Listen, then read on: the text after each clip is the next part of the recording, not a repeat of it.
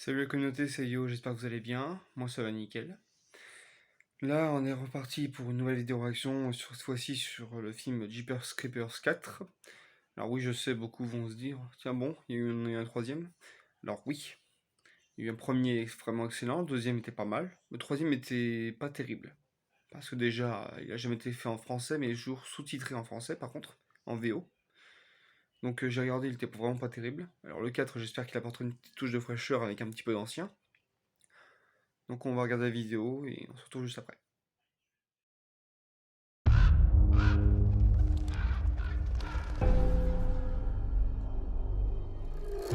Ça te dit quelque chose, le Creeper? Une légende locale, pas vrai? Le Creeper n'apparaît que tous les 23 ans. Et ensuite,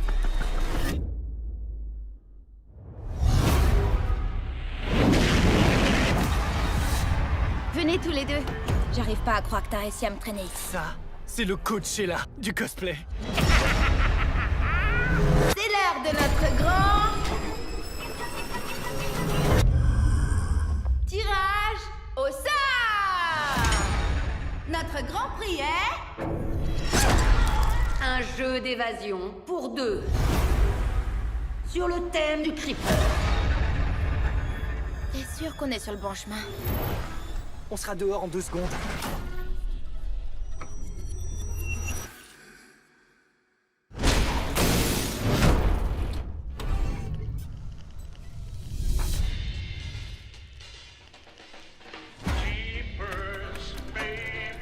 Qu'est-ce que c'est que ce truc-là?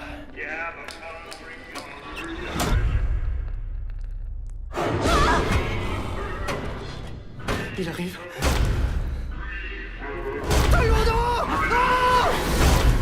Je l'ai vu.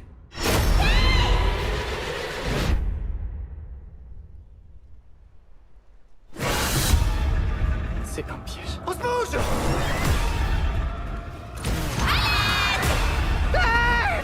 Ouvrez! On est coincés.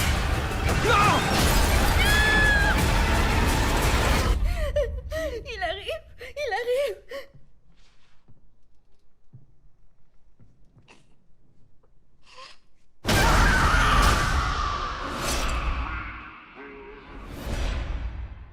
Eh ben, la communauté, après avoir regardé la vidéo, je peux dire qu'honnêtement, ça rejoint à peu près les autres codes de films d'horreur, hein.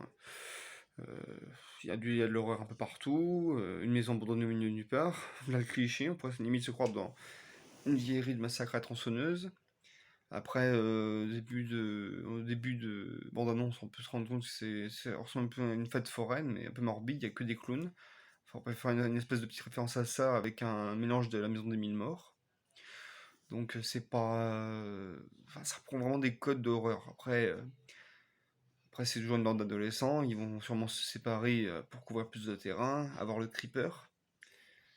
Donc faut voir, peut-être que ça peut être pas mal. Après, la bande-annonce n'est pas méga explicite, je trouve. Comparé à d'autres où on pourrait avoir plus de fraîcheur. Là, ce que je regrette, c'est que par rapport à ce qui était prévu, sur internet on peut lire, c'est qu'apparemment le personnage la fille qui jouait Trish dans le premier film, elle n'apparaît pas. Pourtant, c'est bien précisé normalement elle devrait être au casting, ainsi que l'un des acteurs qui était dans le numéro 2, qui se retrouvait dans le bus attaqué par le creeper. Ils sont censés faire équipe. Alors après, est-ce qu'ils vont venir à la rescousse après avoir entendu un message à la radio? Est-ce que ça n'est pas un genre de caméo dans lequel on parle d'eux? Est-ce qu'on va parler aussi de Dari, le gars qui s'est fait tuer dans le numéro 1 à la fin et dont il n'a plus les orbites oculaires? Je ne sais pas. J'espère sincèrement qu'ils y seront parce que ça pourrait apporter, comme je l'ai dit, du neuf avec du vieux. Après, dans l'ensemble, ça va être pas mal, on retrouve bien les codes hein, de tout ce qui fait l'horreur. J'espère honnêtement que ce sera un bon film. Bien mieux que le troisième. Donc voilà communauté, j'espère que ma vidéo vous aura plu. N'hésitez pas à la liker, à mettre le commentaire hashtag Creepers.